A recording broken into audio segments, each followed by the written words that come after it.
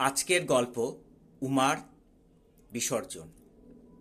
গ্রামের শেষ প্রান্তে ব্রাহ্মণপাড়ায় বাস করেন দরিদ্র ব্রাহ্মণ হরিহর চক্রবর্তী।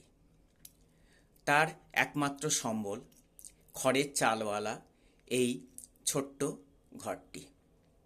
সংসারে তার স্ত্রী সর্বজয়া, তার 5 বছরের ছেলে মিঠু আর 10 বছরের মেয়ে উমা। উমা আর মিঠু গ্রামের একটি প্রাথমিক বিদ্যালয়ে পড়াশোনা করে। হরিহর পূজা অর্চনা করে যা আয় করে তা দিয়ে কোনো মতে সংসার চালায়। সংসারে দারিদ্রতা তাদের নিত্য সঙ্গী।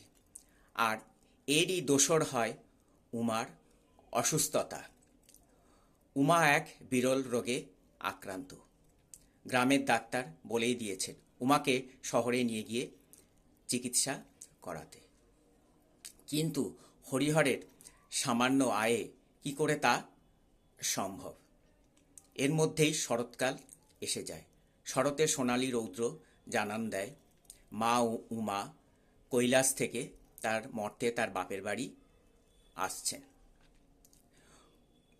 মিঠু এবং উমার আনন্দ আর ধরে না। তারা ক্রমাগত বাবা মাকে প্রশ্ন করে, আর পুজোর কতদিন? আমাদের নতুন জামা কিনে দেবে না? হরিহর বলে, দেব। উমার শরীরটা একটু ভালো হোক, আমি পুজোর বাজার করে নিয়ে আসব। কথা মতো উমার শরীরটা একটু ভালো হওয়ার পর হরিহর পুজোর বাজার করে নিয়ে আসলো। ছেলে মেয়ের জন্য জামা এবং তার স্ত্রী সর্বজয়ার জন্য কম দামি একটি তাঁতের শাড়ি। ছেলে মেয়ের মুখে হাসি আর ধরে না, এই জামা পরেই তারা ঠাকুর দেখবে।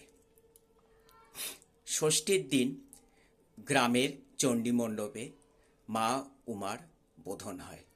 ঠিক সেই দিনই উমার অসুস্থতা হঠাৎ করে বেড়ে যায়। মিঠু নাওয়া খাওয়া ভুলে দিদির শিয়রের কাছেই বসে থাকে। এইভাবে সপ্তমী, অষ্টমী, নবমী কেটে যায়। দশমীর দিন বিকালে মা উমার শ্বশুরবাড়ি যাত্রা শুরু হয়। পাড়ার ছেলেরা মাকে এবং তার ছেলে মেয়েদের নিয়ে বিসর্জনের জন্য নদীর দিকে যাত্রা করে।